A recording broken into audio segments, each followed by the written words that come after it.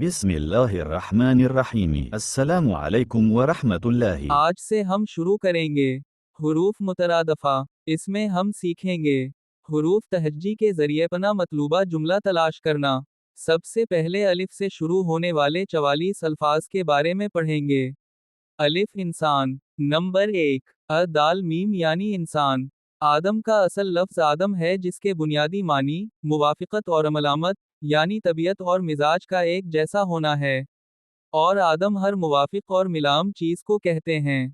आदम अबुल बशर हजरत आदम अलैहिस्सलाम का नाम है लेकिन आदम की औलाद के लिए भी इस्तेमाल हो सकता है। लिहाजा बनी आदम कहा जाए तो इससे तमाम नौ इंसानी मुराद होती है।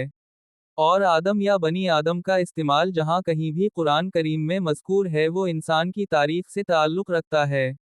मसलन आदम की मिट्टी से पैदाइश, फरिश्तों का आदम को सजदा करना, और इंसान का अशरफ अल मखलूक़ात होना।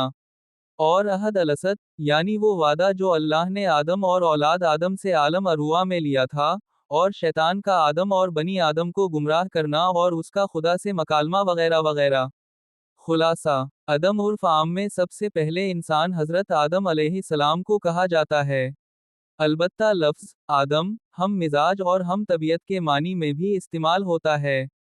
नंबर 2 अनस। अनस जुमा इसकी अनास है। इंसानों के ऐसे गिरोह या जमात को कहा जाता है जो कबीला, खानदान या किसी दूसरी वजह से एक दूसरे से मुख्तलिफ हों। मसलन कुरान करीम में है। तर्जुमा हर गिरोह ने अपना अपना घाट, पीने की जगह पहचान लिया। और उनासी इंसानों के एक बहुत बड़े गिरोह को कहा जाता है।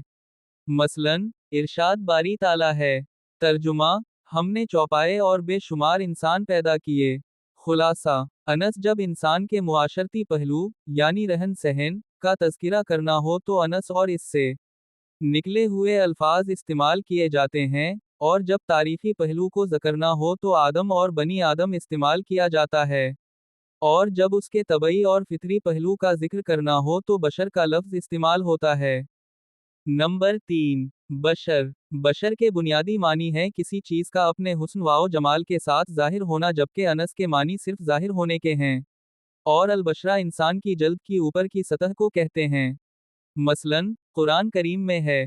तर्जुमा दोज़ख की आग जल्द को झुलस कर सियाह कर देगी।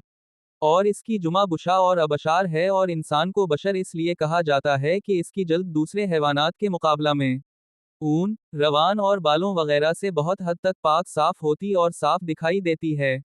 बशर का लफ्ज़ वाहिद, जुमा, मुज़क्कर, मुनस सबके लिए इस्तेमाल होता है।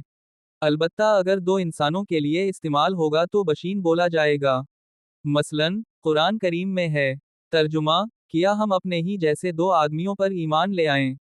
और बशर का लफ्ज़ उस वक्त इस्तेमाल होता है जब इंसान के तबई और मादी पहलू और इसकी जिस्मानी बनावट, फितरी ज़रूरियात और कमज़ोरियों का जिक्र करना मकसूद हो, जैसा कि ऊपर जिक्र की गई आयत से वाज़ेह हो रहा है।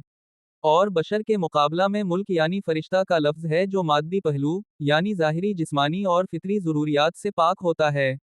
किफ़ार का हमेशा यही एतराज़ रहा कि हम अपने ही जैसे एक बशर जो हमारी तरह ही पैदा होता और मरता है, खाता पीता, बाजारों में चलता फिरता, और अपनी हाजात हमारी तरह ही पूरी करता है, तो उसको हम पर ऐसी कौन सी तरजीह हासिल है कि इस पर ईमान लाया जाए। हाँ अगर कोई फरिश्ता होता जो इन हवाइज और ज़रूरियात से पाक होता तो कोई बात भी थी। दर्ज झैल आयात में खुदा ताला ने उसी एतराज़ का जवाब दिया है। तर्जुमा और जब लोगों के पास हिदायत आ गई तो उनको ईमान लाने से इसके सिवा कोई चीज़ माने ना हुई कि कहने लगे कि क्या खुदा ने आदमी को पैगंबर बना के भेजा है। आप कह दीजिए कि अगर फरिश्ते ज़मीन में आबाद होते जो चलते फिरते और आराम करते तो हम उनके पास आसमान से फरिश्ता ही पैगंबर बनाकर भेजते। खुलासा बशर उर्फ आम में इंसान को कहा जाता है।